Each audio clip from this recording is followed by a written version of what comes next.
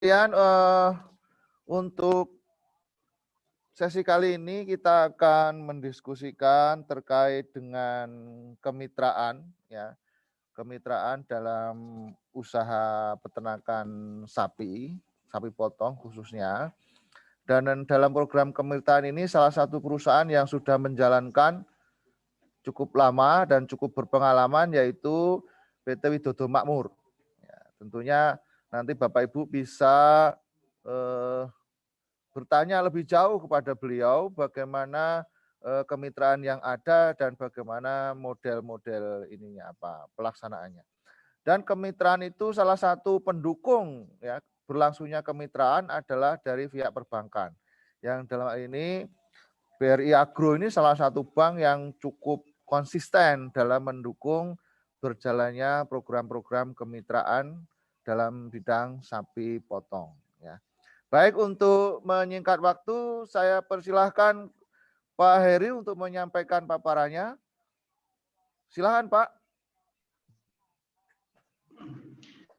Baik, terima kasih Pak Banjono. Assalamualaikum warahmatullahi wabarakatuh. Pak Banjono dan seluruh Indonesia Australia Red Meat Cattle Partnership yang saya hormati, Bu Eka dari BRI Agro yang saya hormati. Terima kasih atas waktu yang diberikan. Salam kenal Pak dari kami, saya selaku wakil dari PT Widodo Makmur Perkasa Group atau dalam hal ini di grup kami itu yang ngurusi untuk masalah sapi adalah PT Pasir Tengah gitu Pak. Jadi dalam hal ini mungkin nanti saya akan lebih banyak menyampaikan terkait dengan aktivitas kami di PT Pasir Tengah. Ya mungkin sebelum kita nanti diskusi lebih panjang dan juga mungkin dari kami sharing terkait program yang sudah kami jalankan, sedikit kami memperkenalkan diri Bapak Ibu sekalian dengan video profil company kami. Mohon izin panitia mudah-mudahan bisa diputar dengan baik. Kita lihat sebentar.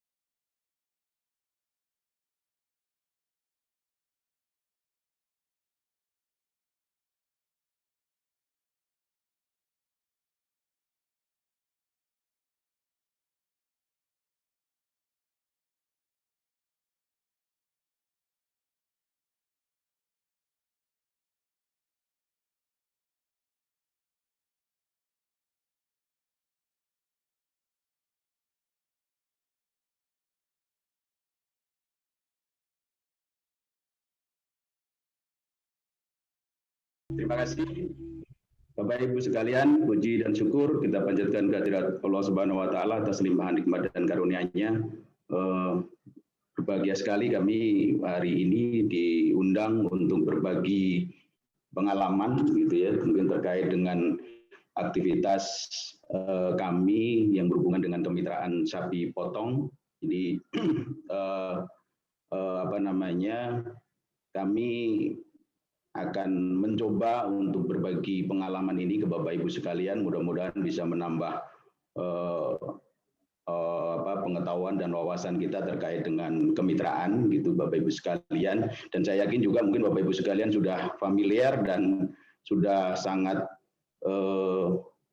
sering mendengar tentang kemitraan, dan juga mungkin beberapa perusahaan ataupun kelompok gitu ya sudah mulai menerapkan kemitraan. Jadi mungkin sedikit yang nanti kami sharing terhadap kebetulan tepat sekali hari ini juga ada Ibu Eka dari BRI Agro. Memang selama ini kita berpartner dengan perbankan, salah satunya adalah BRI Agro untuk menjalankan program kemitraan yang kami lakukan. Mungkin bisa di-share Mbak untuk PPT-nya.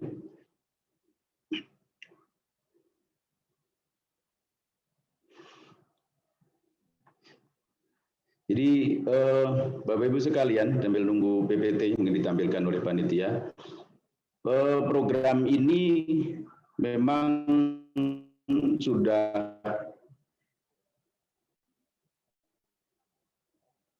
cukup lama kami lakukan. Ini terbalik mungkin, ini materinya yang BRI Agro mungkin. Jadi kami melakukan proses breeding itu semenjak dulu di tahun 2000, sekitar 2000 kalau tidak salah 2011 atau 2013 ada program KUPS namanya dulu Pak, Kredit Usaha Pembibitan Sapi. Nah saat itu kami gitu ya PT Widodo Makmur ikut terlibat dalam proses kita mendapatkan kredit KUPS itu untuk proses breeding gitu. Jadi cikal bakal kami mulai breeding itu dari sana dengan memanfaatkan kredit KUPS yang saat itu rate-nya memang masih sekitar 3 atau 4% saat itu. Kami memulai pembibitan dengan melakukan pembelian indukan ataupun juga melakukan importasi untuk induk-induk yang produktif yang akan kita gunakan sebagai indukan. Sehingga sampai saat ini gitu, kalau tadi di profil kami sampaikan bahwa populasi kami itu kira-kira di 3.000-an ekor gitu yang terdiri dari induk dan juga anakannya. Jadi memang di pembibitan ini memang harus gitu ya. Kalau pengalaman dari kami Pak, memang kita harus mengintegrasikan ini dengan beberapa pihak gitu ya, sehingga kami ciptakanlah model kemitraan ini. Karena kalau dalam perusahaan gitu ya, karena kami juga sebenarnya main bisnisnya adalah, atau bisnis utamanya itu adalah di penggemukan. Cuman karena kami juga ingin melakukan pembibitan, di samping juga kami penuhi terkait dengan regulasi gitu. Jadi pembibitan ini kami lakukan awalnya adalah pembibitan di internal gitu. Mungkin next Mbak. Jadi kita lakukan di tempat kami sendiri dengan segala keterbatasan, tentu saja adalah keterbatasan lahan, keterbatasan sarana dan prasarana gitu ya. Sehingga memang kita harus bermitra atau berpartner supaya problem yang kami hadapi itu sebenarnya bisa menjadi opportunity itu, atau menjadi nilai lebih saat ini atau saat itu dikerjasamakan atau dilakukan oleh mitra.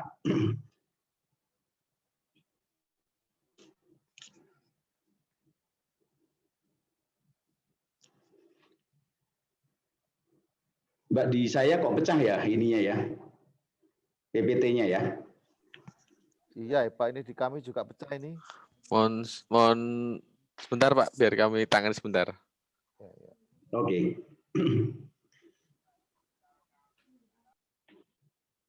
Ya, sehingga kami mulai membuat beberapa model saat itu, Pak. Jadi kalau kita melihara breeding atau mulai start dari indukan ya, indukan produktif misalnya, kita melakukan pembelian, baik itu membeli di lokal dalam hal ini adalah pasar atau di peternak, atau kita impor, itu kan ada proses yang cukup panjang, itu mulai dari proses kebuntingan, membuntingkannya atau proses perkawinannya, kemudian proses kebuntingannya, kemudian proses pembesaran pedetnya, itu memerlukan waktu yang cukup panjang. Saya pikir Bapak Ibu sekalian sudah sangat memahami itu gitu.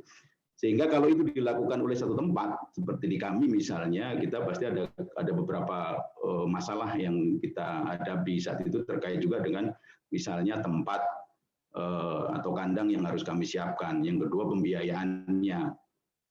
Jadi membiayai misalnya dengan 3.000 ekor yang harus stay di kandang, itu ya, biaya pakannya dan biaya lain-lainnya sangat besar. Sementara mungkin panen baru bisa kita ambil sekitar 2 atau 2,5 sampai 3 tahun ya kalau sampai anaknya kita potong, karena yang biasa kita potong kan umur antara 2 sampai 2,5 tahun.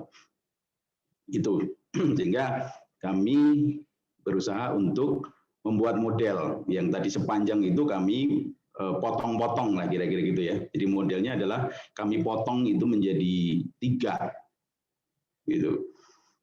Jadi mulai dari proses kebuntingannya sendiri atau pemeliharaan induk bunting, kemudian ada proses pembesaran bedet, kemudian ada proses pengemukan.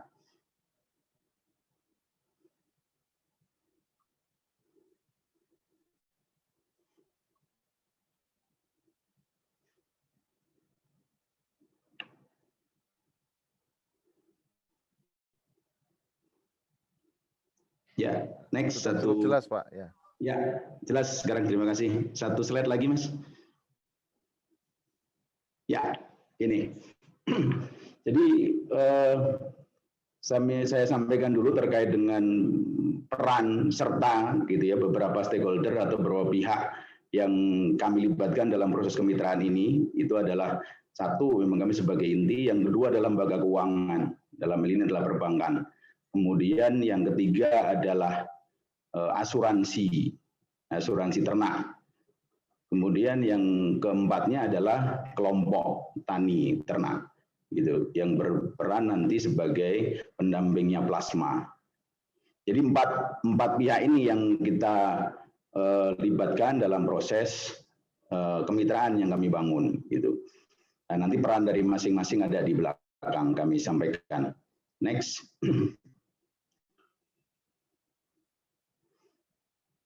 Nah, ini peran dari masing-masing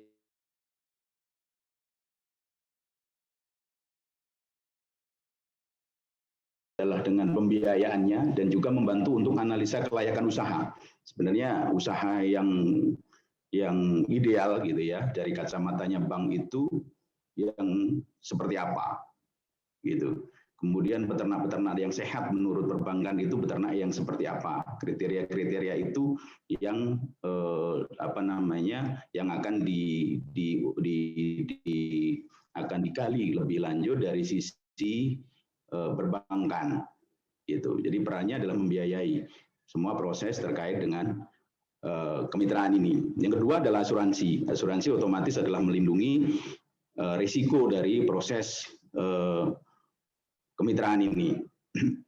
Kemudian adalah kelompok ternak, gitu ya. Kenapa kami libatkan kelompok ternak atau koperasi atau lembaga peternakan kelompok ternak yang lain, itu kami libatkan di sini dalam proses untuk melakukan seleksi terhadap anggota, gitu, dan juga untuk melakukan pendampingan dan juga untuk menjalin komunikasi yang baik, gitu ya, sehingga nanti ada jembatan antara mitra dengan inti, gitu, ataupun dengan pihak-pihak lain, dengan ini perbankan dan juga asuransi, gitu, supaya koordinasinya lebih mudah dan efektif saat kelompok itu atau mitra atau plasma ini bergabung mendalam satu klaster gitu.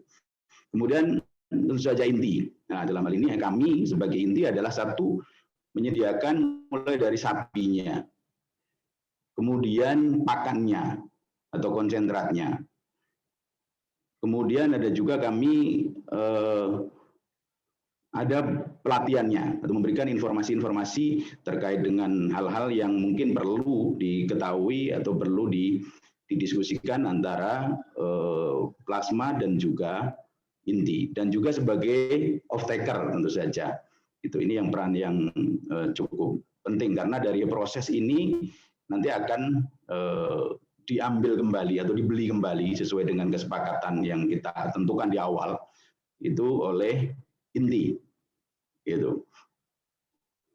Nah, ini masing-masing ini peran dari masing-masing, dan masing-masing punya link gitu ya untuk melakukan proses pendampingan. Gitu. Sehingga dari bank, dari asuransi, dari kelompoknya sendiri, mungkin terus kemudian juga dari kami melakukan proses itu. 4 pihak inilah yang kemudian menjadi satu kesatuan dalam sebuah kerjasama kemitraan. Next. Nah, tadi seperti yang kami sampaikan di awal, sedikit tadi kami cuplik bahwa ada 3 model gitu ya yang kami lakukan. Tadi adalah pembibitan. Ini kalau dari sisi jumlah itu adalah 5 ekor per 1 orang peternak gitu. Terus kemudian durasinya itu adalah 18 bulan. Kemudian nanti di breakdown-nya lagi ada di belakang, nanti kita jelaskan satu-satu pembibitan 5 ekor ini 18 bulan ini durasinya seperti apa, potongan-potongannya nanti kita jelaskan. Yang kedua adalah pembesaran. Itu pembesaran ini karena berangkatnya adalah sapi-sapi yang lepas sapih, jadi jumlahnya lebih banyak, yaitu 10 ekor. Durasinya 11 bulan. Itu kemudian mengemukan. Ini 5 ekor dengan durasi 5 bulan. Nah, ini model yang kami ciptakan pertama gitu ya, yang kami buat bersama-sama saat itu dengan lembaga pembiayaan dan juga asuransi. Terus next.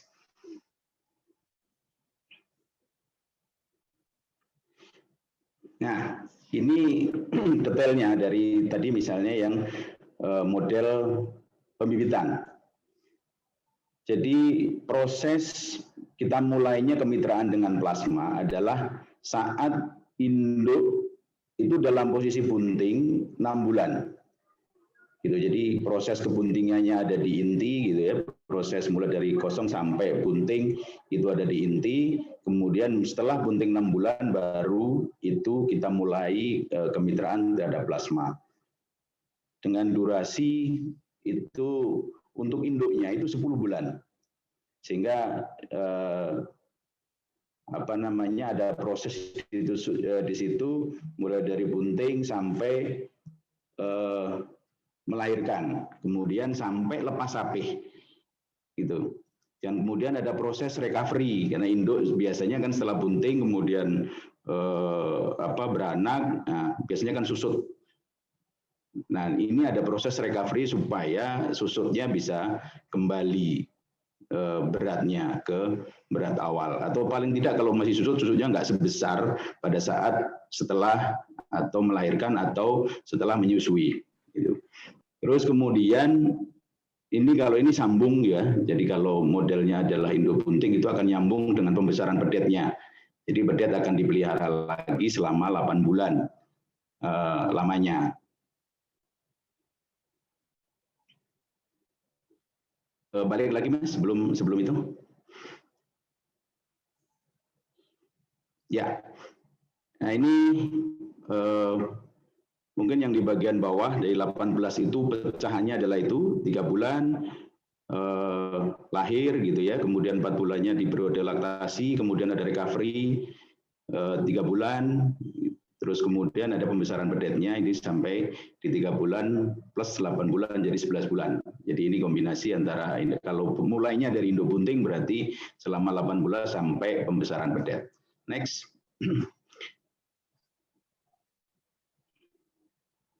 Kemudian untuk yang pembesaran sendiri ini karena di kami di perusahaan kami juga melakukan proses menghasilkan pedet. Jadi ini yang dimulai kemitraannya dari saat pedet lepas sapeh. Jadi mulai hampir sama dengan yang sebelumnya, cuman kalau tadi pedetnya dari induk yang dimitrakan dari awal gitu ya. Terus kemudian kalau ini pure peternak atau plasma menerima dari pedet. Meliharanya adalah 11 bulan. Sehingga dipanen saat menjadi bakalan. Terus next. Dan yang ketiga adalah pengemukan. Jadi sambungannya dari yang tadi. Kalau tadi setelah 11 bulan menjadi bakalan dengan berat awal mungkin kira-kira range antara 300, biasanya 300 sampai 350 gitu ya. Kemudian masuk proses pengemukan selama 5 bulan. Kemudian akan dipotong. Jadi kira-kira itu durasi tadi yang kami sampaikan di awal bahwa kalau di breeding itu lama ya, mulai dari proses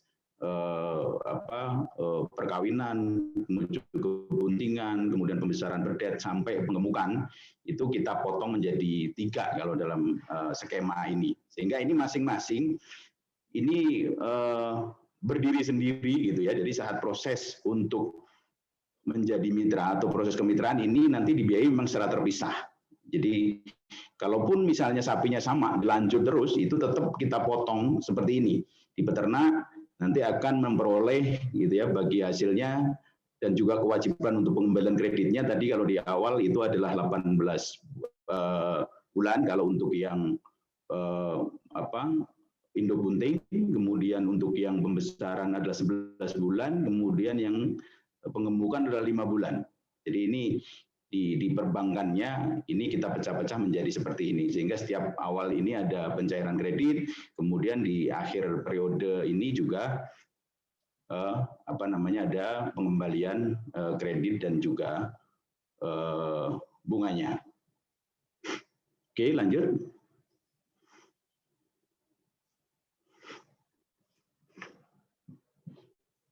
Nah, ini program pembiayaan yang kita gunakan adalah dengan kredit usaha rakyat atau KUR, khusus peternakan ya, yang mungkin rate-nya saat ini mungkin 6%. Kemudian di dalam KUR ini adalah yang jelas harus ada, memang ada grace period gitu. Jadi tadi mulai dari tadi 11 bulan, kemudian yang 18 bulan, 11 bulan maupun 5 bulan, kita memperoleh grace period untuk melakukan pembayaran atau pengembaliannya adalah setelah panen. Kemudian yang kedua itu dalam skema KUR ini harus ada off-taker atau jaminan pasar. Kemudian sistem transaksinya adalah timbang hidup. Gitu. Jadi semua ukurannya adalah dengan timbangan, baik dari awal pembelian maupun di proses penjualan atau panennya. Oke, lanjut.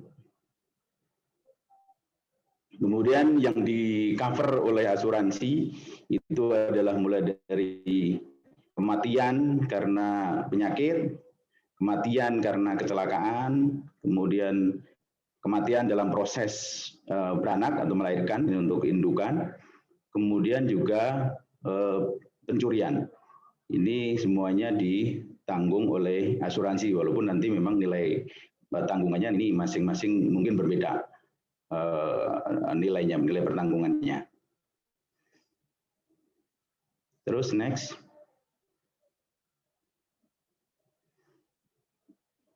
Nah ini kira-kira yang masuk dalam pembiayaan untuk kemitraan ini. Satu yang dibiayai adalah sapinya, yang kedua adalah pakannya, dalam hal ini adalah konsentratnya yang dibiayai, yang masuk dalam pembiayaan kemitraan ini.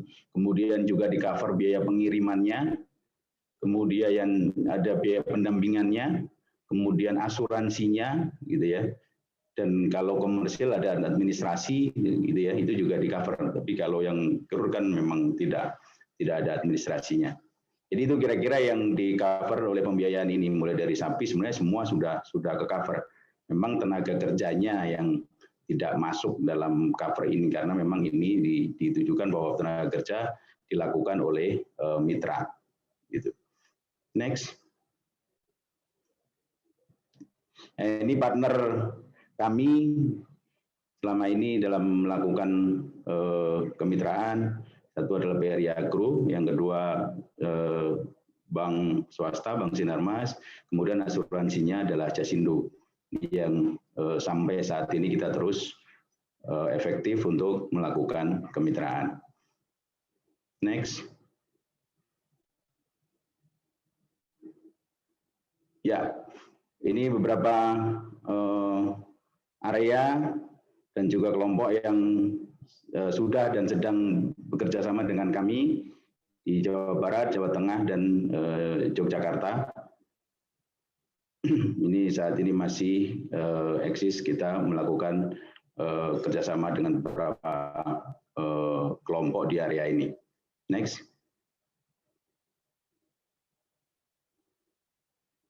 Ya, ini sekedar informasi saja mungkin Bapak Ibu sekalian. Jadi untuk menjadi mitra, saya pikir ini hal-hal yang normal saja, normatif, mungkin standar lah orang untuk kemitraan, ya, bahwa petani memang harus berkelompok gitu supaya nanti dalam manajemen controlling dan juga teknis untuk proses di perbankan dan sebagainya ini mudah. Kemudian ya memiliki pengalaman, terus kemudian memiliki kandang, yang jelas ini juga termasuk bagian dari persyaratan utama bahwa mitra harus memiliki kandang, baik kandang sendiri ataupun kandang dari sewa.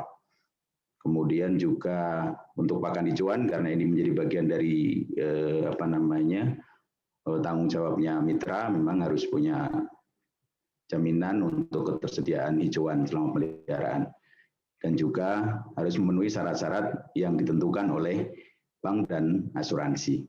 Saya kira ini persyaratan yang biasa kami berikan ke plasma-plasma kami.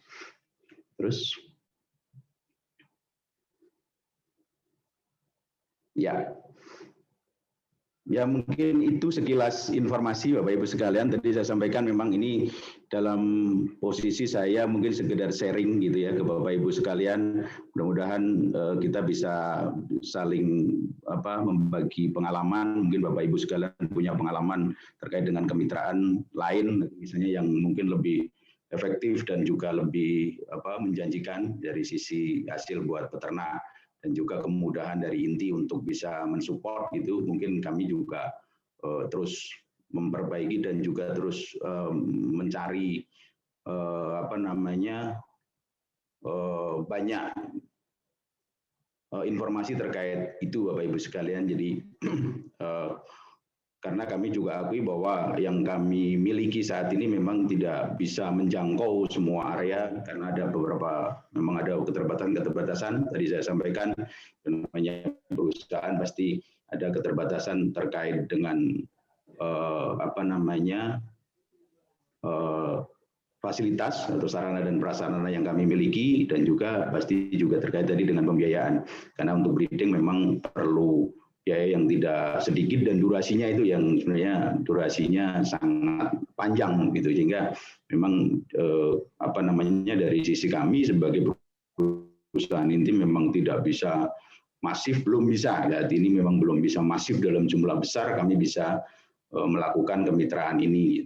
Dan dari evaluasi memang beberapa model tadi terus kita evaluasi, karena ada celah-celah potensi yang itu akan menjadi penyebab kegagalan oleh mitra gitu. Misalnya saya ambil contoh adalah untuk yang induk bunting gitu ya.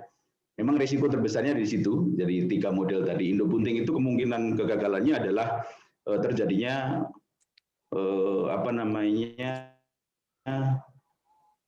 kematian gitu di bedet saat lahir gitu ya. Saat terjadi proses kelahiran biasanya terjadi proses mortalitas atau kematian ada di situ, yang itu sampai sekarang memang tidak di-cover oleh asuransi, karena asuransi mengcover induknya tapi tidak mengcover anaknya yang dilahirkan, dan itu menjadi celah. Karena tadi kan 5 ekor, kalau misalnya mati 1 gitu ya, sudah kira-kira apa namanya beban gitu, margin dari atau mungkin keuntungan dari yang 4 gitu, sisanya harus mengcover 1. Ya, itu memang masih ada celah di situ gitu.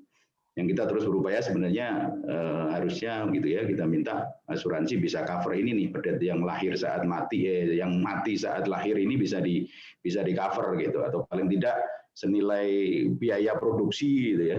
Kalau kita hitung biaya produksi estimasi ya, estimasi pedet dari mulai apa namanya bunting gitu sampai beranak itu kira-kira antara 3,5 sampai 4 jutaan mungkin ya.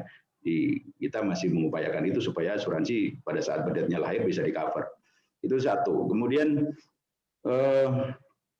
yang kedua, biasanya risiko yang muncul itu adalah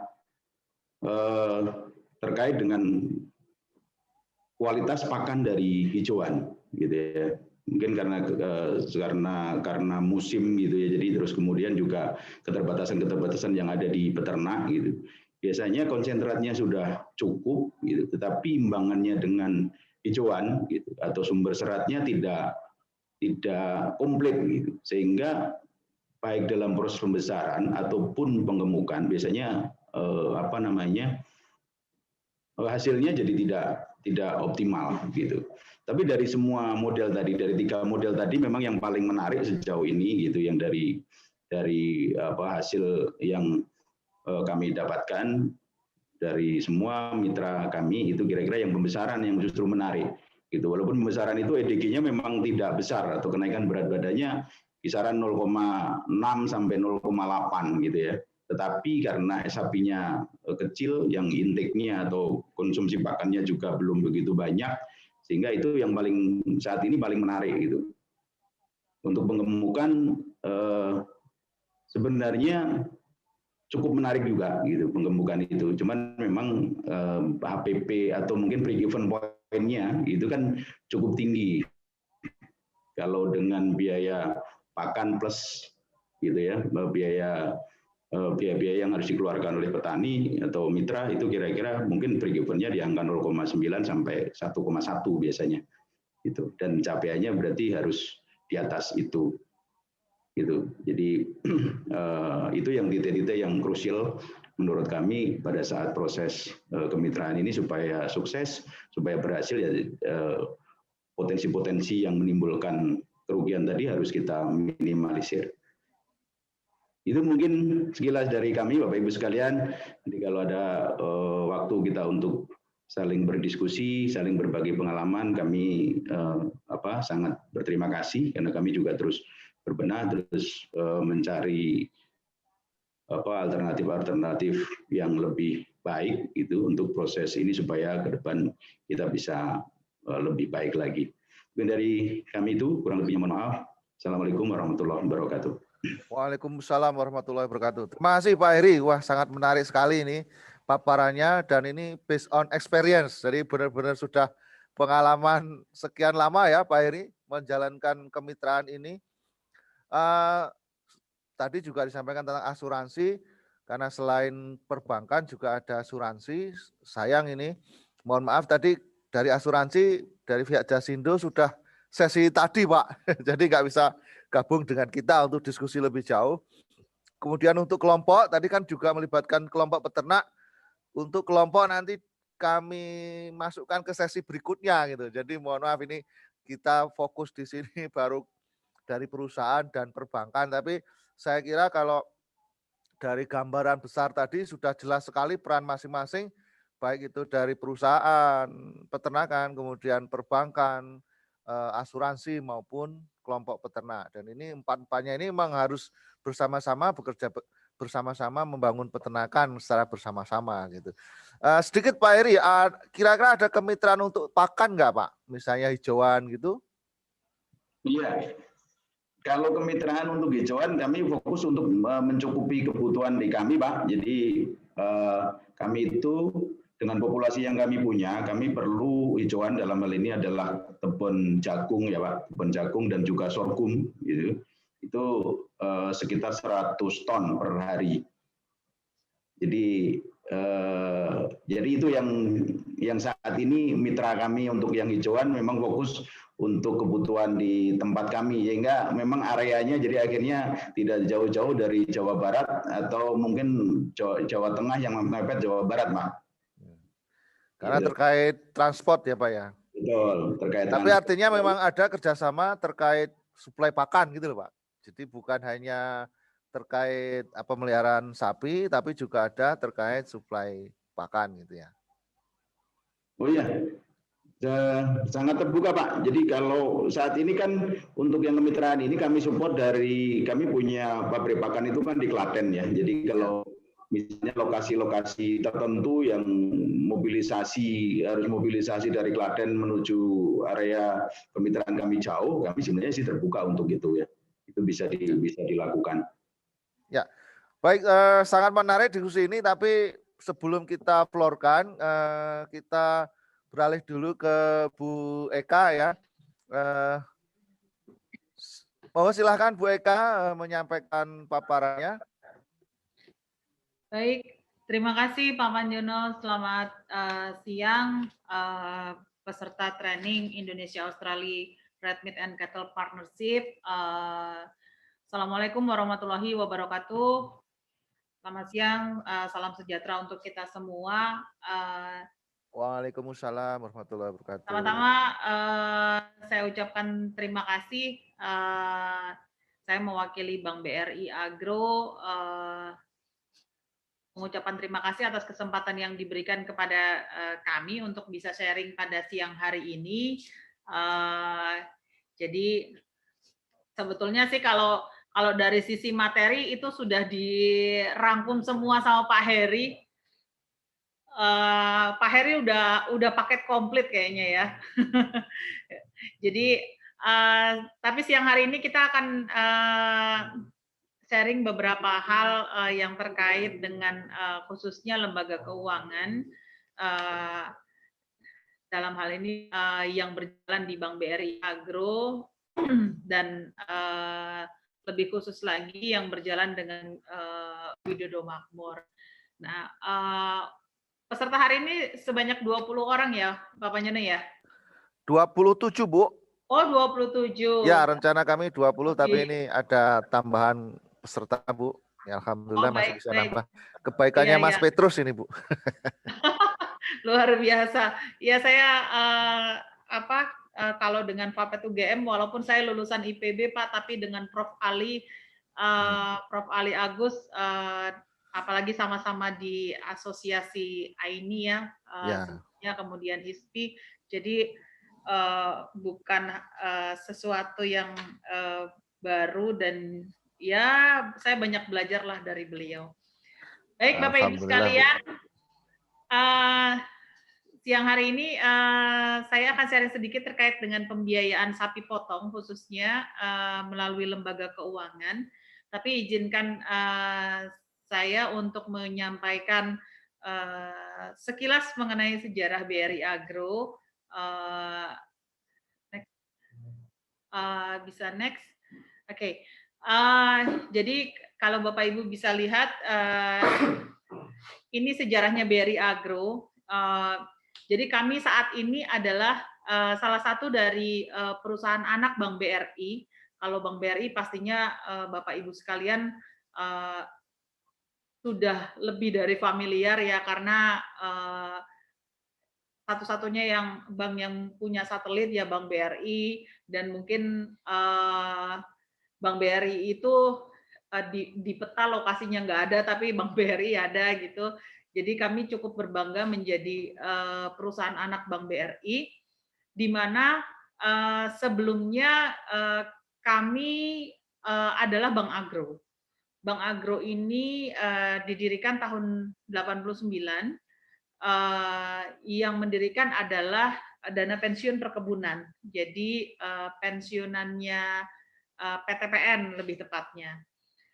Sehingga kalau dilihat dari jumlah dan lokasi unit kerja, ya lebih kurang di mana PTPN ada, BRI Agro ada. Nah, kemudian kami sudah go public, makanya saat ini kami TBK, sejak tahun 2003. Nah, pada tahun 2011 tepatnya kami diakuisisi oleh Bank BRI, sehingga sahamnya Bank BRI saat ini mayoritas sebesar 87,1%. Yang semula Bank Agro, kemudian tahun 2012 karena untuk mencirikan sebagai perusahaan anaknya Bank BRI, sehingga kami berubah nama menjadi BRI Agro di tahun 2012. Nah, sampai dengan saat ini 2016 mengalami penyesuaian perubahan logo. Jadi kalau Bapak Ibu melihat logo yang di depannya BRI, nah itu termasuk perusahaan anaknya. Jadi BRI Syariah pun depannya pakai logo BRI, BRI Finance, dan BRI Agro. Ini sekilas mengenai sejarahnya BRI Agro. Jadi kalau mungkin sama nggak dengan Bank BRI, ya sama-sama banknya, tapi kami lebih difokuskan kepada agribisnis. Next.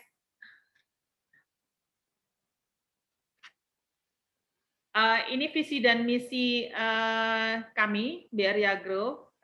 Jadi visi kami adalah menjadi bank dengan layanan terbaik dan fokus di sektor agribisnis. Kemudian ada 3 misi kami. Kami fokusnya di UKM, usaha kecil dan menengah, terutama sektor agribisnis.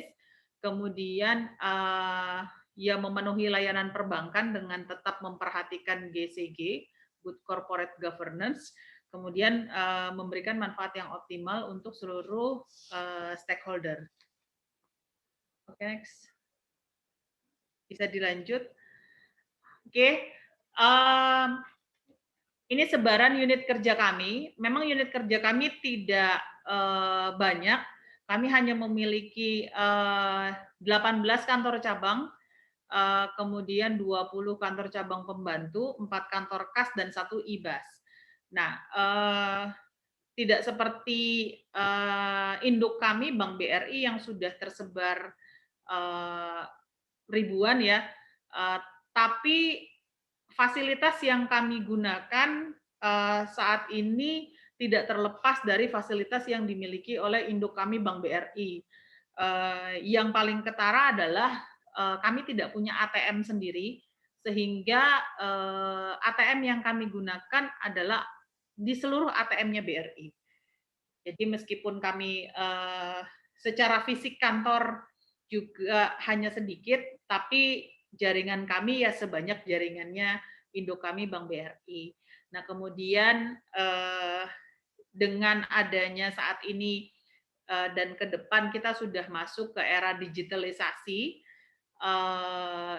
ya ini sedang dipersiapkan oleh induk kami. Jadi ke depannya juga BRI Agro akan diarahkan sepenuhnya dengan menggunakan digital gitu ya.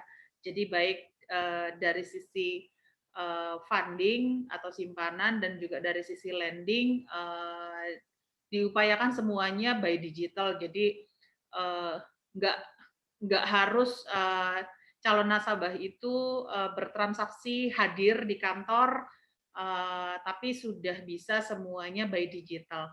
Nah, salah satu yang sudah di launching pinjaman digital pertama untuk konsumer, pinjaman digital yang memang di launching oleh perbankan, itu adalah Pinang. Jadi kalau Bapak Ibu cek di App Store gitu ya, itu pinjaman Pinang. Memang saat ini baru untuk yang punya payroll di Bank BRI dan juga BRI Agro, pinjamannya bisa sampai 25 juta, itu nggak sampai 15 menit lah ya. Jadi BRI Agro yang pertama kali melaunching untuk produk digital perbankan. Oke, next. Oke, ini beberapa produk unggulan kami. Jadi kalau sebetulnya kalau untuk dari sisi produk simpanan, hampir di semua perbankan itu sama, pasti ya produknya tabungan, giro, deposito. Nah, tapi masing-masing produk tabungan, giro maupun deposito pastinya masing-masing perbankan punya khususan tersendiri gitu. Terkait dengan pricing juga ada aturan yang sudah ditetapkan oleh pengawas kami, OJK ataupun Bank Indonesia. Jadi kalau terkait simpanan ya dan ada juga LPS gitu, jadi ada batasan tertentu terkait simpanan sehingga semua perbankan hampir sama. Nah, kalau dari sisi loan product atau kredit, seperti yang sudah kami kerjasamakan dengan Widodo Makmur Group khususnya dengan PT Pasir Tengah ya. Jadi terima kasih banyak Pak Heri dan tim. Yang ayamnya satu. Sorry, ada yang bocor ya. Sini ya. Ayamnya pengen dada nggak Pak? Ya nggak apa-apa. Oke, mohon maaf tadi ada yang bocor. Saya lanjut kembali ya. Jadi kalau untuk terkait dengan produk pinjaman, saat ini yang kita kerjasamakan dengan binaan Widodo Makmur Group atau PT Pasir Tengah, yaitu untuk KUR, karena kami juga sudah ditunjuk oleh pemerintah sebagai salah satu bank pelaksana penyalur KUR yang dulunya kami menyalurkan KKPE. Nah, KUR ini juga tentunya term condition-nya di semua perbankan sama, tapi hanya appetite risk-nya atau mitigasi resiko masing-masing bank yang berbeda, sehingga mungkin yang berbeda dari sisi analisa perbankannya.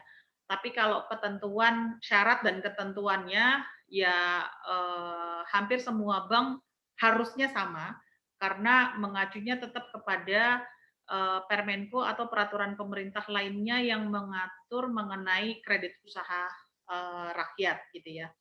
Nah, kemudian Bu, bagaimana kalau syarat-syarat yang yang disyaratkan oleh pemerintah itu kami nggak bisa masuk. Nah, kami punya produk komersial lain yang saat ini memang bentuknya masih program, belum kami jadikan produk, yaitu berupa kredit pangan. Jadi kalau kredit pangan ini mengadop seluruh pembiayaan yang ada kaitannya dengan pangan, di plafon maksimalnya itu maksimal di 1 miliar. Nah, sementara kalau untuk KUR sendiri, ini ada relaksasi yang diberikan oleh pemerintah. Jadi kalau yang tadi sudah disampaikan oleh Pak Heri, bahwa suku bunga yang ditetapkan oleh pemerintah untuk KUR ini sebesar 6% efektif per tahun, di mana selebihnya itu disubsidi oleh pemerintah. Jadi yang diterima oleh bank itu adalah suku bunga yang dibebankan kepada nasabah ditambah dengan subsidi bunga oleh pemerintah gitu ya. Nah, KUR sendiri saat ini relaksasinya adalah untuk realisasi sampai dengan Desember 2020, pemerintah memberikan tambahan subsidi, tapi hanya sampai dengan Desember 2020. Sehingga suku bunganya yang dibebankan kepada nasabah sampai Desember itu sebesar 0%. Karena 6%-nya disubsidi oleh pemerintah. Nah, nanti sesuai ketentuannya per Januari 2021 baru kembali ke suku bunga awal. Untuk yang debitur existing, jadi nasabah kami yang sudah existing di kami, kalau sebelumnya sudah mendapatkan suku bunga 6%, ini kami tagihkan subsidinya, tambahan subsidinya kepada pemerintah, sehingga sampai Desember dibebankan bunganya hanya 0% atau 1% kalau sebelumnya dikenakan bunga 7% sesuai ketentuan pemerintah. Nah, ya syukur-syukur kalau relaksasinya ditambah, tapi tergantung APBN-nya memadai atau enggak untuk mendapatkan tambahan subsidi. Jadi mungkin sebagai informasi juga kepada timnya Pak Heri, kalau kebetulan kami masih punya alokasi plafon KUR lebih kurang sekitar 30-an miliar sampai dengan akhir tahun. Jadi ya monggo difilter dulu oleh PT Pasir Tengah sebagai off-taker gitu ya, untuk bisa direkomendasikan pengajuan KUR-nya kepada BRI Agro. Nah, kemudian relaksasi yang lainnya terkait dengan KUR. KUR saat ini ada tiga jenis KUR. Jadi KUR super mikro. KUR super mikro ini memang dikhususkan untuk yang baru memulai usaha. Ini plafonnya sampai dengan 10 juta. Jadi kalau dengan tiga pola yang sudah kita kerjasamakan dengan Widodo, ya mungkin kalau 10 juta nggak cukup mungkin ya, karena memang ini terutama yang yang baru kena PHK karena COVID gitu. Nah, ini tujuan pemerintah sih lebih ke arah sana gitu ya. Jadi untuk membantu memulai usaha baru. Nah, kemudian di atas KUR super mikro ada KUR mikro. KUR mikro ini di atas 10 sampai dengan 50 juta. Syarat dan ketentuannya juga sama, dan di atas 50 sampai dengan 500 juta maksimal ini bisa diberikan dengan KUR kecil gitu. Nah, ini produk-produk yang spesifik. Jadi kami ada KUR dan juga untuk komersialnya ada kredit pangan kalau memang Bapak Ibu tidak bisa memenuhi syarat KUR, karena syarat KUR yang mandatori yang pasti harus IKTP. Jadi yes or no-nya itu tergantung sistemnya pemerintah di dalam SIKP, Sistem Informasi Kredit Program itu ketika kami mengupload nomor IKTP diterima atau tidak di SIKP-nya. Kalau memang sudah bisa diterima, ini bisa kami lanjutkan proses analisanya gitu ya. Jadi bukan langsung setuju, tapi kami lanjutkan untuk proses analisanya. Kemudian mandatori yang kedua, pinjaman di atas 50 juta wajib punya NPWP. Jadi harus punya NPWP. Nah, kemudian filosofinya KUR ini adalah nasabah yang unbankable. Jadi syaratnya tidak boleh punya pinjaman yang sifatnya produktif. Contohnya modal kerja atau investasi yang terkait dengan usaha yang akan dimintakan dengan KUR. Jadi nggak boleh. Karena kalau sudah punya pinjaman komersil, maka dianggap telah bankable gitu. Jadi dengan komersil aja udah bisa lolos gitu ya. Sehingga pemerintah kan sesuai dengan tujuannya memang diberikan kepada masyarakat yang memiliki usaha produktif tapi belum bankable, seperti itu. Next mungkin. Oke. Nah, ini Bapak Ibu sekalian, secara singkat mengenai alur proses pengajuan kredit. Jadi Bapak Ibu bisa menghubungi Bank BRI Agro terdekat, atau bisa juga kalau sekiranya di wilayah Bapak Ibu tidak ada Bank BRI Agro, bisa langsung telepon melalui kantor pusat sehingga bisa diarahkan ke Bank BRI Agro yang bisa terjangkau gitu ya. Nah, tapi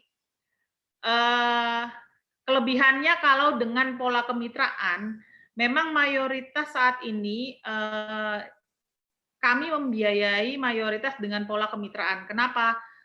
Yang namanya sektor agribisnis ini pasti high risk, sehingga kalau dibandingkan Bapak Ibu datang ke kantor cabang kami secara perorangan, bukan berarti tidak bisa dilayani, pasti kami melayani, hanya analisanya risk-nya akan berbeda apabila Bapak Ibu sudah bermitra dengan perusahaan yang bekerja sama dengan BRI Agro. Nah, dalam hal ini contohnya seperti Widodo Makmur. Kami sudah punya perjanjian kerjasama pembiayaan untuk seluruh binaannya Widodo Makmur. Sehingga kalau Bapak Ibu bermitra yang saat ini sudah bermitra atau dengan penjelasannya Pak Hedi tertarik untuk bermitra dengan Widodo Makmur, akan menjadi lebih mudah untuk bisa mengakses pembiayaan kepada BRI Agro. Jadi poin satunya menghubungi bank terdekat atau melalui mitra, tapi sudah saya jelaskan tingkat kemudahannya antara langsung datang dengan melalui mitra usaha yang sudah bekerja sama dengan BRI Agro. Nah, kemudian syarat berikutnya adalah melengkapi dokumen persyaratan. Jadi ada syarat sesuai dengan kredit yang akan diajukan. Kalau untuk modal kerja itu apa saja syaratnya, terus kemudian kalau untuk investasi apa saja. Nah, kalau yang bekerja sama dengan mitra, ini kami satu pintu semua disortir dulu oleh mitra usaha, sehingga pada saat diajukan ke bank itu sudah persyaratannya sudah mendekati bisa di-approve lah kira-kira ya. Hanya yang menjadi perhatian kadang kalau kok kenapa sudah lewat mitra tapi kok masih ditolak gitu. Nah, itu tadi syaratnya apakah IKTP-nya lolos atau tidak, karena yang menjawab itu SIKP-nya pemerintah, terus kemudian syarat NPWP, kemudian kami juga melakukan pengecekan pinjaman melalui sistemnya pengawas kami, yaitu namanya SLIK. SLIK itu Sistem Layanan Informasi Keuangan. Jadi di situ akan terlihat track record-nya peminjam, Bapak Ibu, apakah punya kredit macet atau enggak. Nah, ini akan terlihat, ini yang menjadi pertimbangan bank juga untuk memberikan kredit kepada Bapak Ibu sekalian, gitu ya. Jadi bukan berarti ketika sudah sudah mengajukan melalui mitra lo kok ditolak gitu ya. Mitra itu lebih kepada merekomendasikan terutama berdasarkan track record yang ada di lapangan. Oh, Bapak Ibu sudah punya pengalaman untuk memelihara sapi berapa lama. Nah, itu salah satu rekomendasi dari mitra. Nah, kemudian apabila Bapak Ibu sudah melengkapi dokumen persyaratan dan screening awalnya sudah lolos, maka tahap berikutnya yang dilakukan oleh kami, oleh bank adalah melakukan kunjungan dan verifikasi usaha. Nah, kenapa?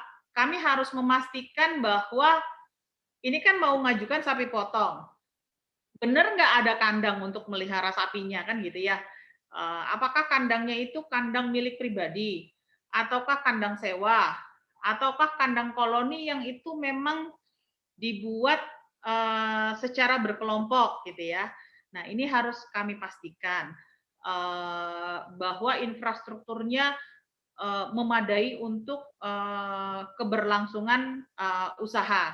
Nah, kemudian kalau memang track record-nya sudah pernah punya usaha sebelumnya, karena kalau kur kecil mandatorinya pemerintah minimal sudah 6 bulan 6 bulan sudah berpengalaman di dalam usaha tersebut. Gitu. Itu syarat dari pemerintah. Sehingga bukan yang baru memulai usaha kalau untuk kur kecil. Ya, jadi yang baru memulai usaha itu hanya untuk kur super mikro. Yang itu memang diperuntukkan karena kondisi COVID saat ini. Itu jadi setelah dilakukan kunjungan dan verifikasi usaha, kita juga melihat bagaimana pengelolaan usahanya, kemudian lokasinya di mana, karena kan kalau yang namanya sapi potong ini agak agak sensitif terkait limbah misalkan gitu, terus kemudian susah nggak diakses untuk lokasi usahanya. Nah, setelah tahapan ketiga ini dilakukan, barulah kami melakukan analisa kelayakan. Nah, analisa kelayakan ini kalau di perbankan ada istilahnya 5C, jadi 5C ya. Jadi yang pertama itu terkait karakter. Nah, ini juga berdasarkan hasil kunjungan kami bertemu dengan calon nasabah. Jadi bertemu dengan Bapak Ibu sekalian. Secara karakter seperti apa? Karakter ini juga tidak hanya dari hasil kunjungan, tapi juga dari hasil pengecekan terhadap SLIC tadi ya. Jadi sistem layanan informasi keuangannya bagaimana. Kemudian kami cek juga Bapak Ibu masuk nggak di dalam daftar hitam nasional gitu. Nah, ini karakter. Nah, kemudian yang kedua adalah terkait dengan capacity.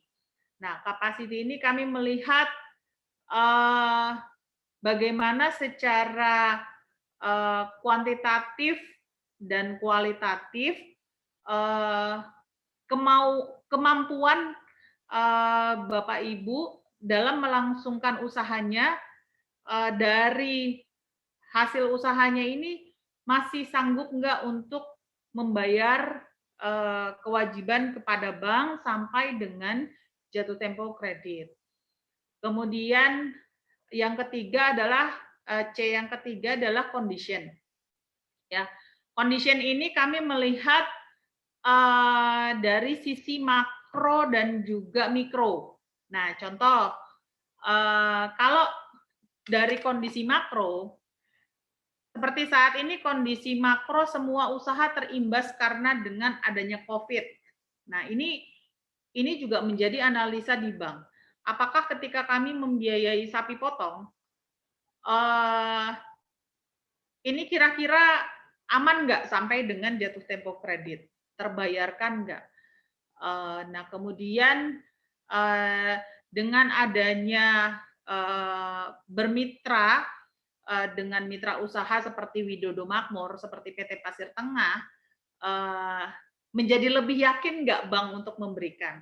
Karena secara pembelian hasil usaha itu sudah dijamin oleh PT Pasir Tengah, karena PT Pasir Tengah yang akan membeli kembali sapinya setelah itu dilakukan penggemukan, pembesaran ataupun hasil dari pembibitan.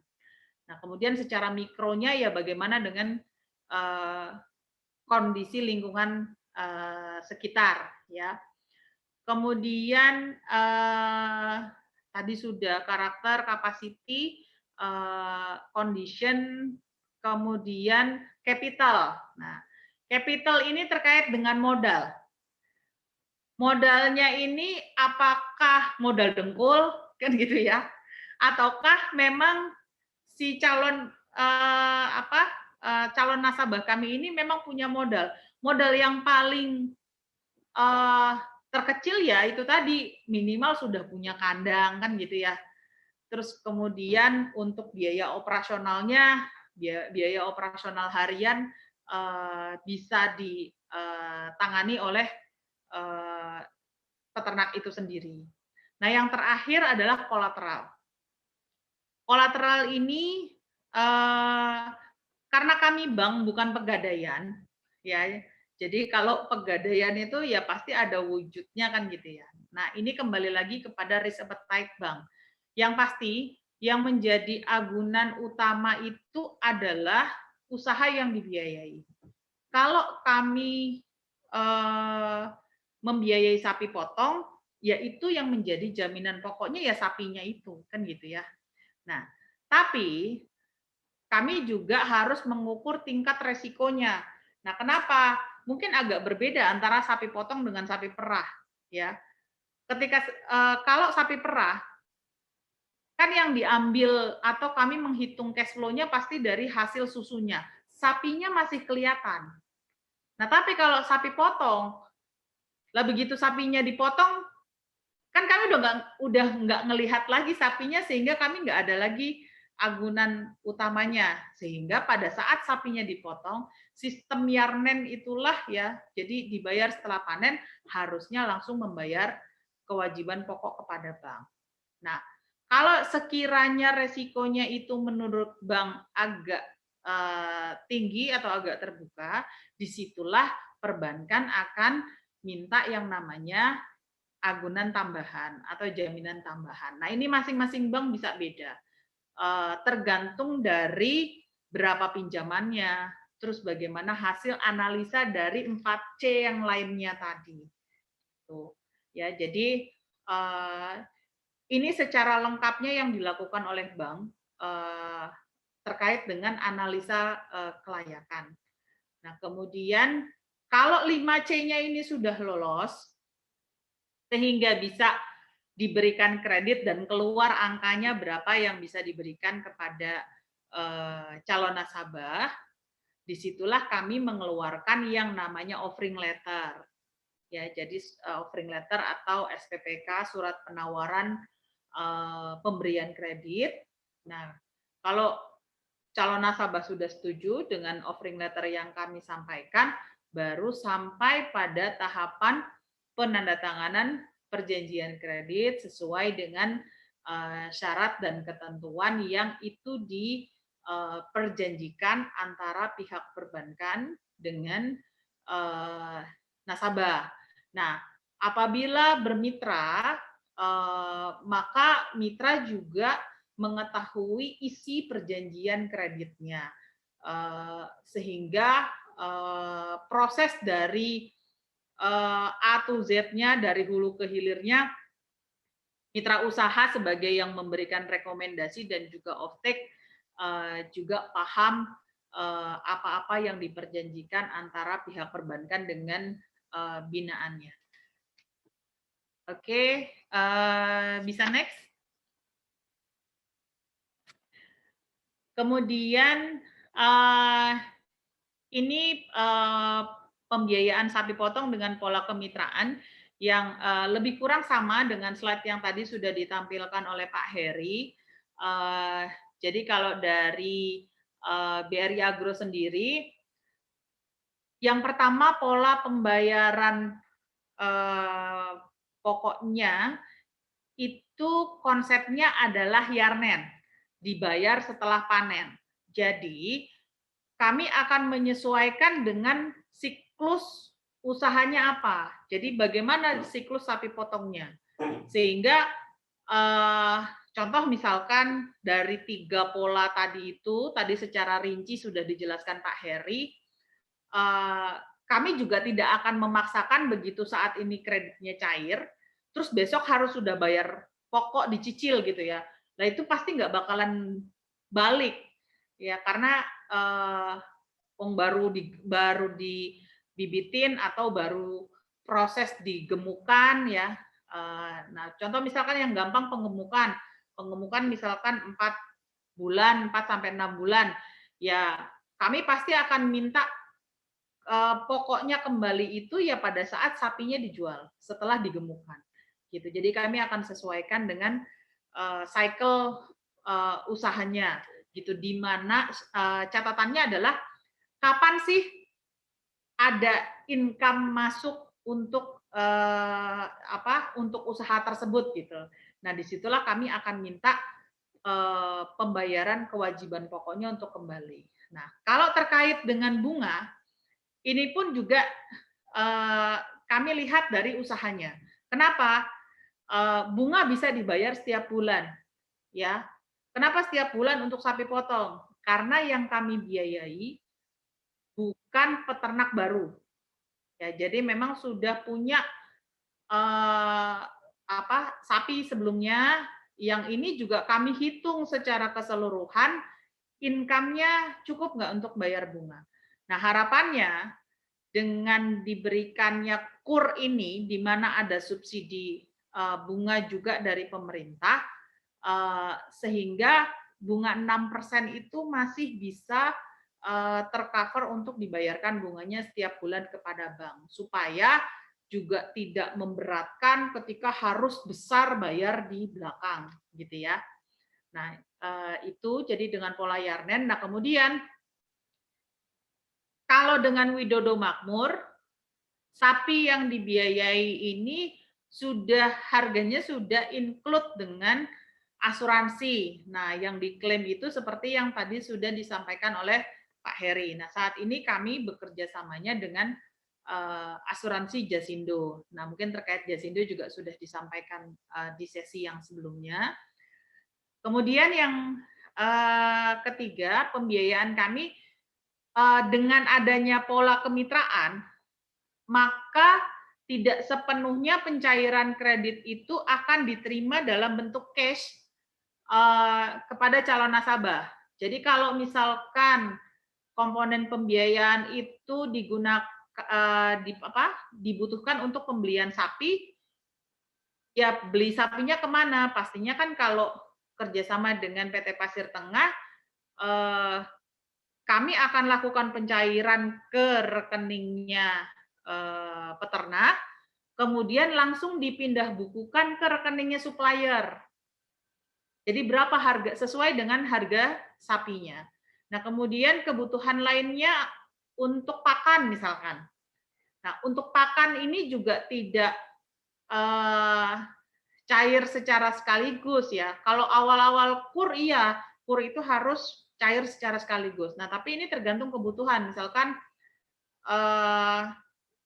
untuk pakannya dicairkannya secara bertahap saja, Bu. Ini memungkinkan supaya argo bunganya nggak jalan lebih besar. Nah, kemudian sampai dengan panen. Nah, yang akan kami berikan itu hanya untuk biaya operasional harian saja apabila memang diperlukan masuk di dalam komponen kredit. Tapi kalau enggak, ya diberikannya dalam bentuk saprodi ya. Jadi sudah diberikan dalam bentuk pakan atau dalam bentuk sapinya sendiri. Nah, itu yang menjadi kritikalnya. Untuk pola kemitraannya ya sama. Yang pertama, kami melakukan MOU atau perjanjian kerjasama dengan mitra.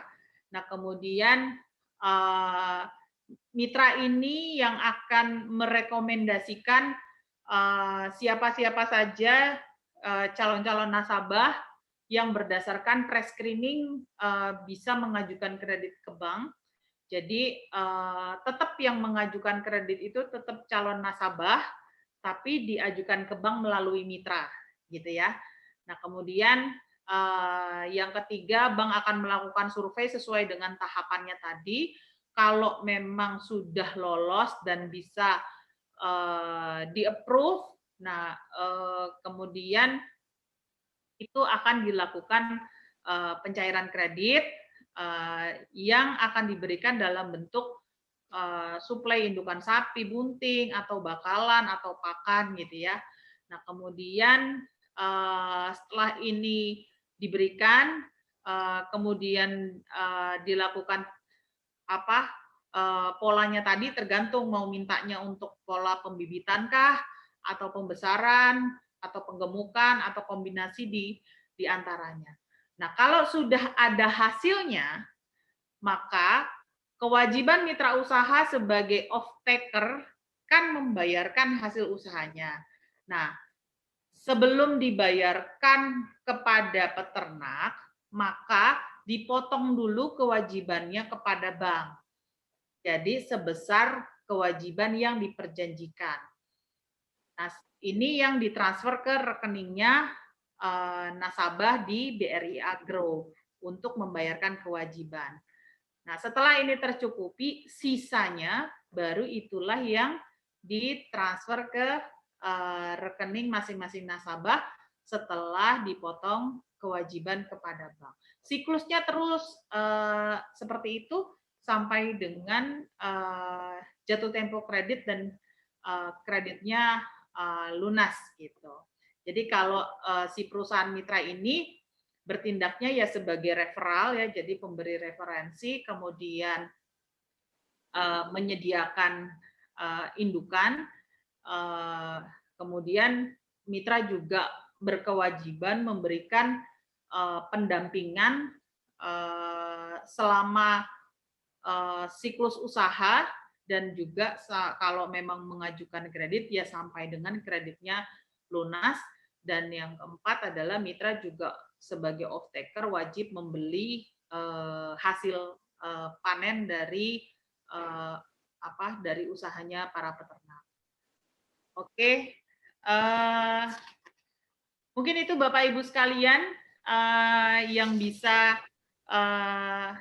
saya sharing pada kesempatan kali ini. Ya mudah-mudahan bisa bermanfaat untuk Bapak Ibu sekalian.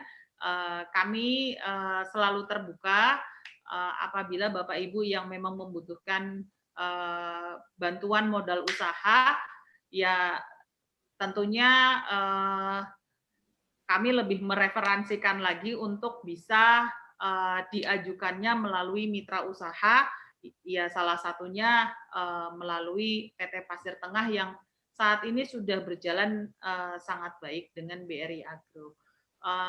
Mungkin itu Pak Panjono, sekali lagi terima kasih. Pak Heri, terima kasih kerjasamanya selama ini. Mudah-mudahan bisa tetap berlanjut. Saya cukupkan sementara, mungkin nanti bisa kita berdiskusi. Assalamualaikum warahmatullahi wabarakatuh. Waalaikumsalam warahmatullahi wabarakatuh. Terima kasih sekali Bu Eka. Saya kira kata kuncinya satu ya Bu ya, mempunyai mitra gitu ya. Ya, Pak. Akan lebih bagus kalau sudah kerjasama dengan perusahaan. Tapi mitra juga sebenarnya bisa berupa organisasi ya Bu ya. Bisa Pak, bisa. Organisasi yang sudah bonafit gitu. Ya. Baik Bapak Ibu, saya kira menarik ini tema kita. Mungkin ada di antara Bapak Ibu yang ingin bertanya lebih jauh terkait paparan dari Pak Heri dan Bu Eka. Silakan Pak Kiki. Bismillahirrahmanirrahim. Assalamualaikum warahmatullahi wabarakatuh. Waalaikumsalam warahmatullahi wabarakatuh. Izinkan saya bertanya, Bu Eka. Saya tertarik dengan pernyataan Bu Eka yang mana ketika bahwasanya menjadikan nasabah ya dari kawan-kawan BRI. Ini kan tadi jaring-jaringan menyatakan yang dijadikan nasabah adalah peternak yang emang sebelumnya sudah jalan. Kira-kira kan gitu. Dan minimal sudah memiliki pekerjaan tetap bahasanya sebelumnya. Terus bagaimana dengan nasib kami yang bahwasanya pionir-pionir peternak muda yang saat ini masih menduduki di bangku perkuliahan untuk menjangkau kredit yang pemerintah programkan gitu. Kalau yang diperhatikan dari kawan-kawan BRI adalah teman-teman peternak yang sudah jalan gitu. Padahal kan SDM kita, terutama SDM dari mahasiswa peternakan kan outputnya harus jadi pengusaha gitu. Bagaimana mau jadi pengusaha kalau dari kawan-kawan perbankan aja belum membuka akses gitu, terutama untuk terkait pendanaan yang mempersyaratkan adalah pengalaman tadi. Kira-kira itu Bu Ika, monggo ditanggapi. Oke, ini saya langsung jawab atau gimana Pak Panjono? Saya langsung jawab aja ya. Oke, baik, terima kasih Mas Kiki ya. Oke. Ya, oke. Terima kasih atas pertanyaannya. yang perlu saya sampaikan bahwa kalau kita bicaranya terkait dengan KUR yang mensyaratkan bahwa usahanya itu harus berjalan, sudah berjalan minimal 6 bulan, itu Permenko-nya yang bunyinya seperti itu.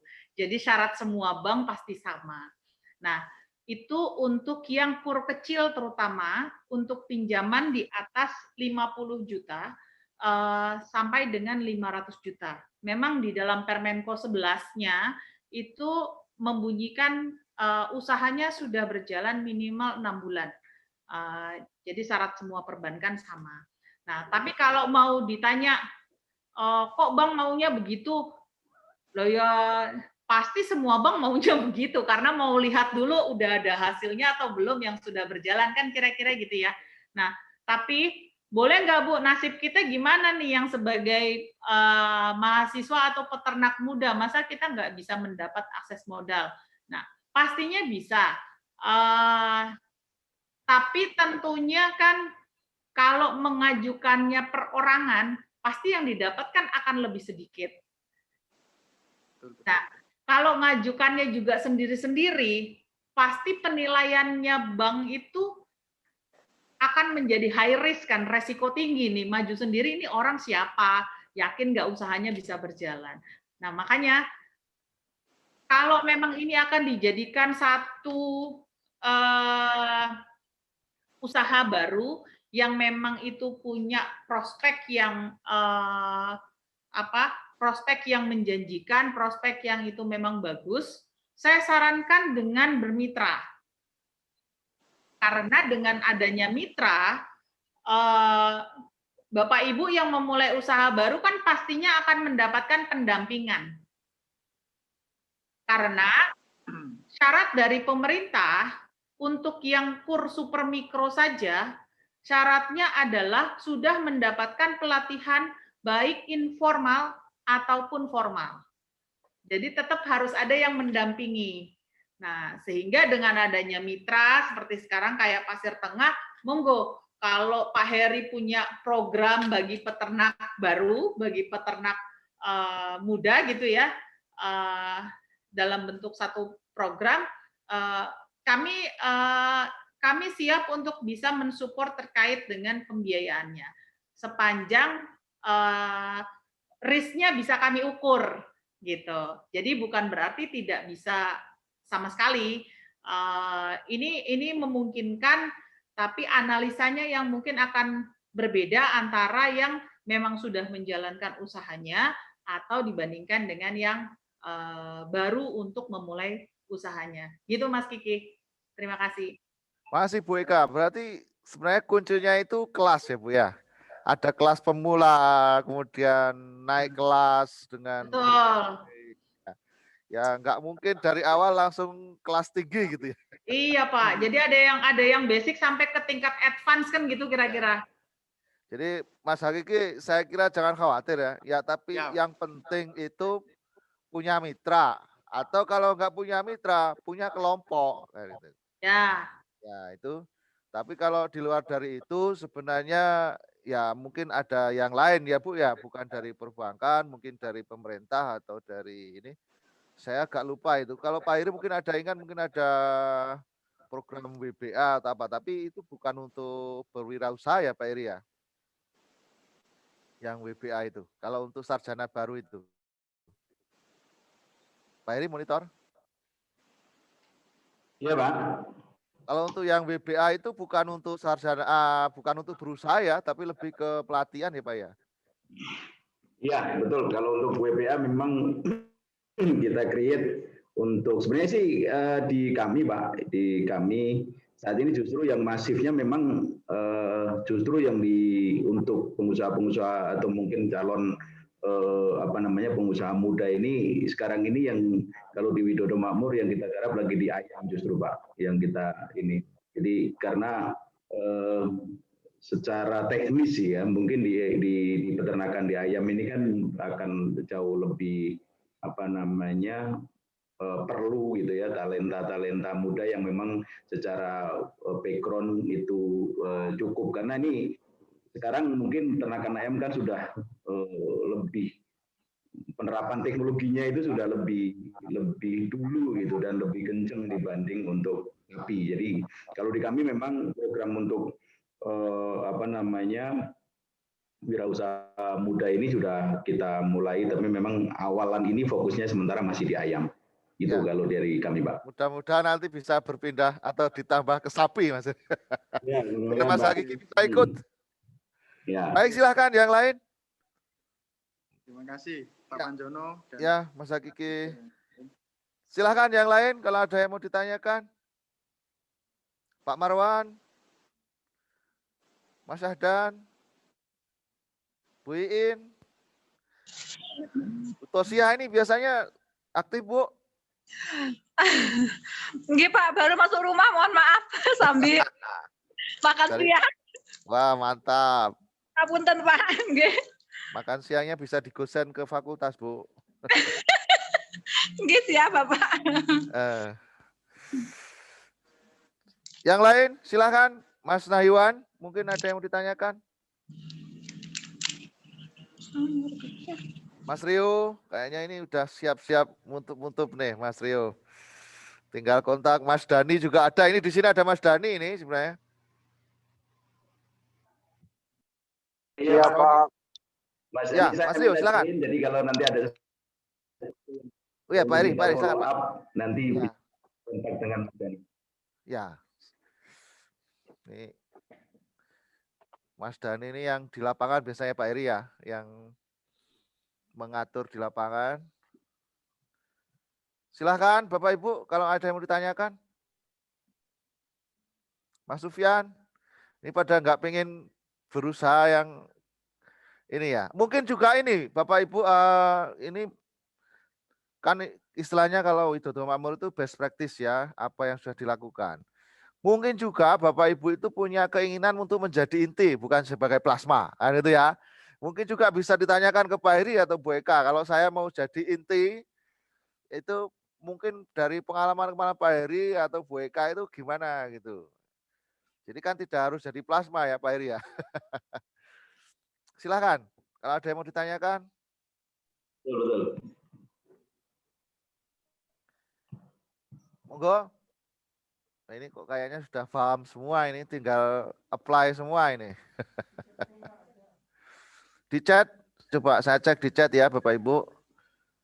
Ini dari Bu Sylvia, saya mau bertanya sama Bu Eka, bagaimana solusinya jika kami ingin akses BRI Agro untuk usaha pembibitan, karena saya lihat tadi untuk Sumatera Barat nggak ada BRI Agro. Kalau untuk persyaratan sudah dipenuhi. Mungkin ada informasi Bu Eka, kalau di Sumatera Barat itu kira-kira lebih dekat kemana gitu, silakan Bu.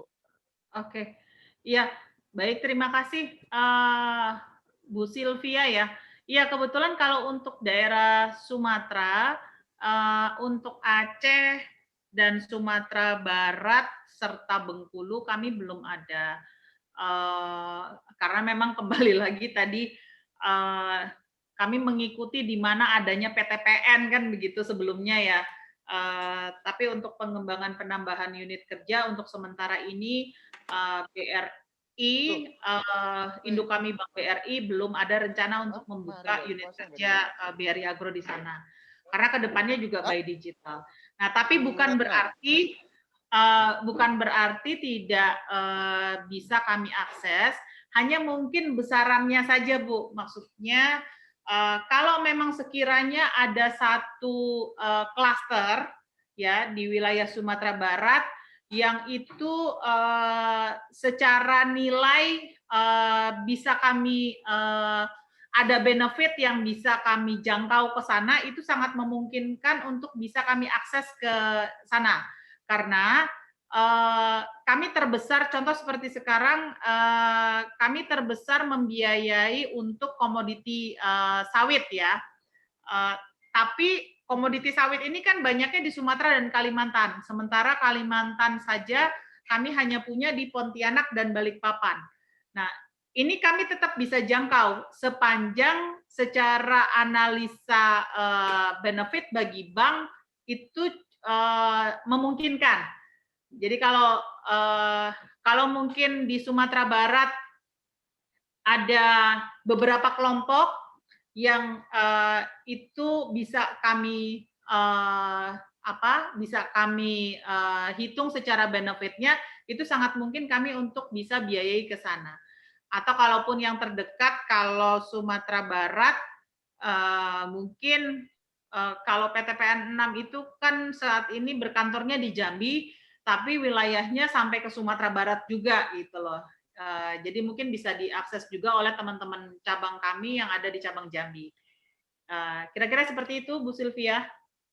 Kalau perusahaan yang mungkin dekat-dekat sekitar ini Bu, sekitar apa di Riau atau Sumatera Utara itu kan biasanya juga banyak perusahaan, tapi nggak ada yang seperti Widodo Makmur ya Bu ya di situ ya. Memang kalau Widodo Makmur ini kan kita sudah sudah create polanya dari awal Pak, sehingga kami juga lembaga pembiayaan menyesuaikan dengan pola yang memang berjalan di Widodo Makmur gitu ya. Nah, perusahaan lain ada juga yang dia kan kalau Widodo Makmur ini kan dia pakai paket komplit Pak, mulai dari pembibitan, pembesaran sampai penggemukan. Nah, perusahaan lain ini ada yang hanya penggemukan saja kan gitu ya. Jadi tergantung polanya. Nah, seperti yang Sumatera Barat tadi, kalau sekiranya ada mitra usaha yang ada di sana, pasti kan kalau mitra usaha ini kan membinanya nggak hanya 1-2 kelompok. Jadi bisa kami akses juga melalui mitra usaha yang ada di wilayah Sumatera Barat, gitu. Baik, berarti kembali ke tadi intinya harus berkelompok ya Bu ya?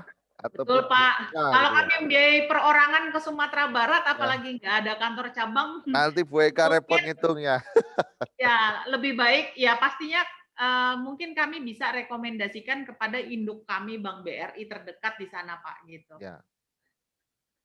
Atau mungkin nanti Pak Heri ekspans ke Sumatera Barat Bu, Pak. Sudah banyak ini. Monggo Pak Heri. Baik, silakan yang lain. Silakan ada. Tanah Iwan. Kalau Pak. Silakan, Bu Tosya. Gini Pak. Mohon maaf saya tadi memang sambil jalan terus sinyal putus-putus. Kaitan tadi dengan BRI Agro itu, apakah harus menggunakan off-taker atau kami bisa mengajukan seperti kur biasa?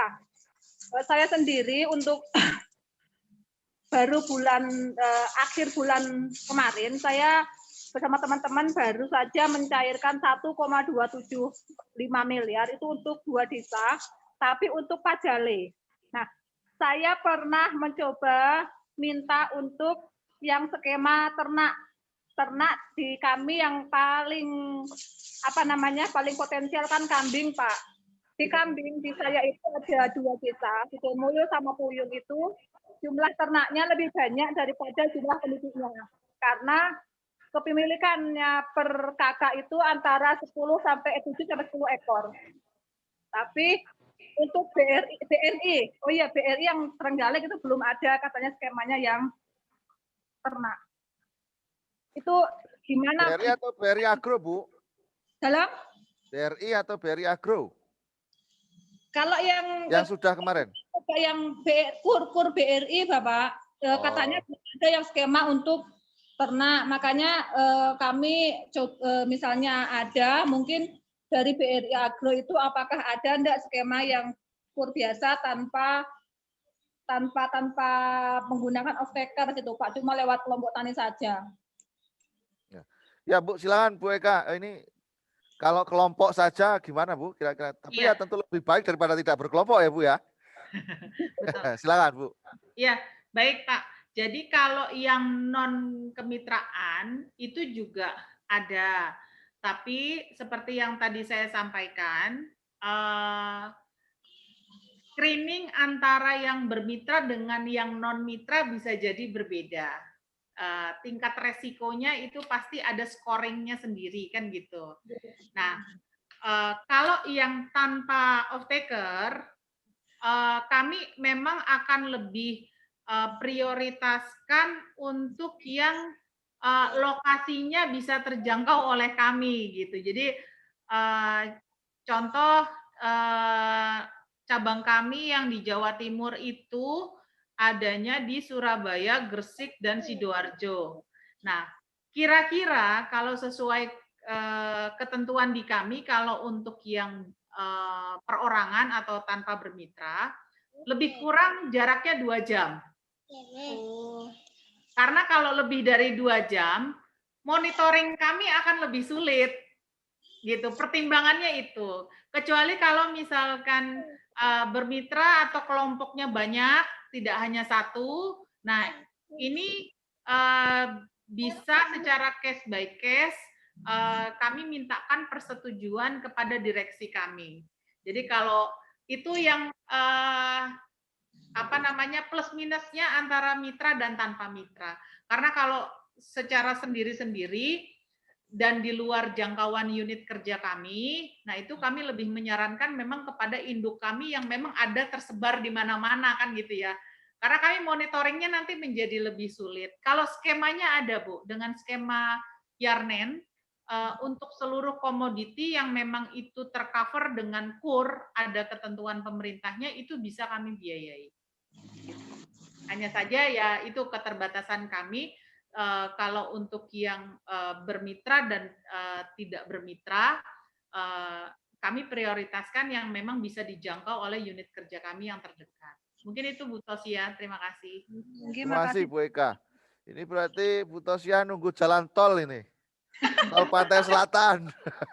Biar cepat. Pak Panjono yang buatkan jalan tol, saya tinggal ngikut. Insya Allah kalau saya jadi presiden, Bu. Siap Bapak, terima kasih. Amin. Terima kasih Bu. Yang lain silahkan. Saya Pak, mau bertanya Pak. Oh ya, silakan Mas. Oke baik.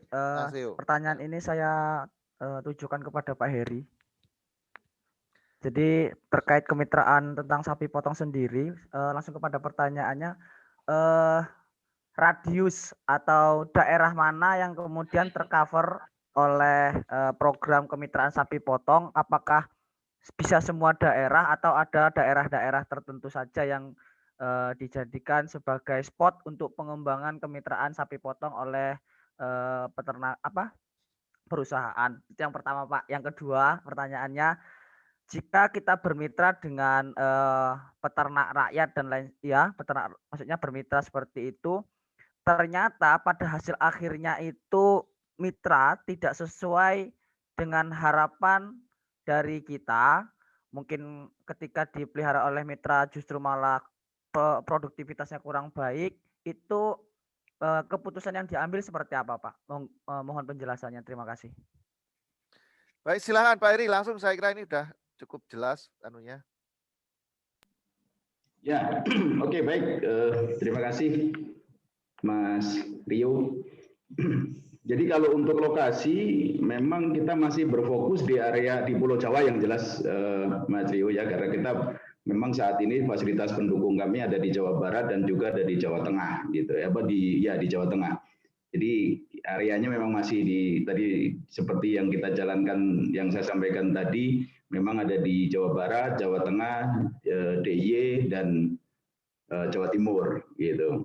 Jadi kalau secara lokasi sih mungkin itu, karena itu hubungannya karena kita bertanggung jawab tadi terhadap ketersediaan dan juga kualitas pakan dan juga tadi mungkin pendampingan dan sebagainya.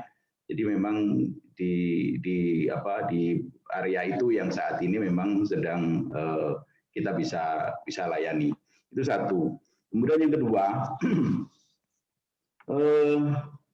jadi memang tadi saya sampaikan di kemitraan ini memang ada risiko-risiko gitu ya, ada risiko-risiko yang memang itu akan kita hadapi, baik nanti dihadapi oleh inti dan juga oleh plasma. Nah itu kita perjelas dari awal di klausul kontrak kemitraan kita dengan baik itu dengan kelompok tani ya, karena yang kita ikat kan nanti selain dari petaninya atau plasma itu yang mendapatkan pembiayaan, tapi kan kelompoknya juga kita ikat gitu. Ada ada perjanjian, ada MOU di situ yang kita sepakati bersama terkait dengan risiko-risikonya.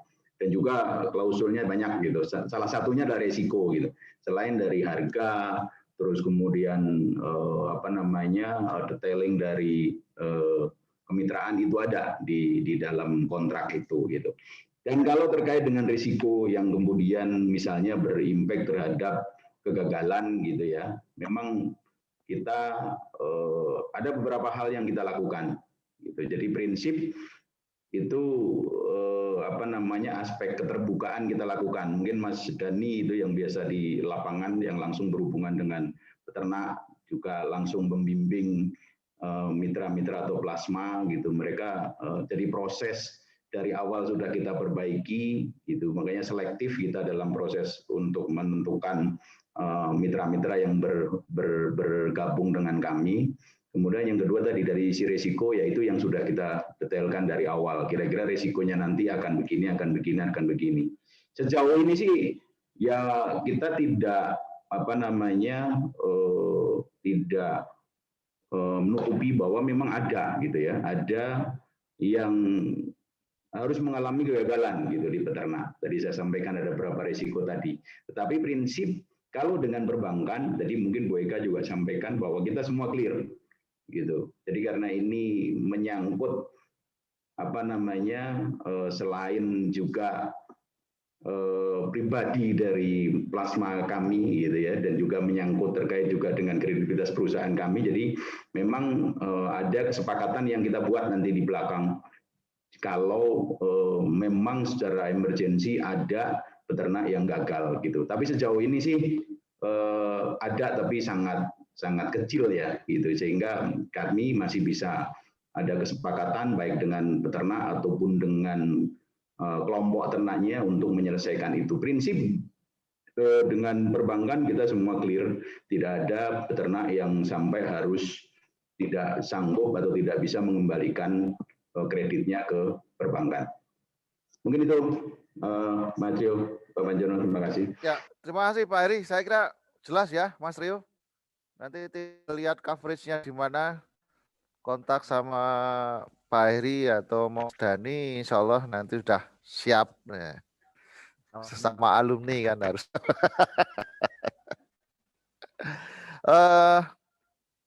Yang lain silahkan Bapak Ibu. Ya, memang kemitraan di sapi ini jauh lebih dalam tanda kutip lebih belakang ya Pak Heri dibanding ayam ya. Kalau ayam itu karena semua bibit, pakan, obat itu bisa disuplai oleh perusahaan, jadi relatif mudah menghandle kemitraannya gitu. Dan biasanya jarang melibatkan bank secara bareng seperti yang dilakukan di sapi gitu. Karena tadi cepat, ya, paling hanya 30 hari udah langsung jadi lagi, muternya cepat gitu.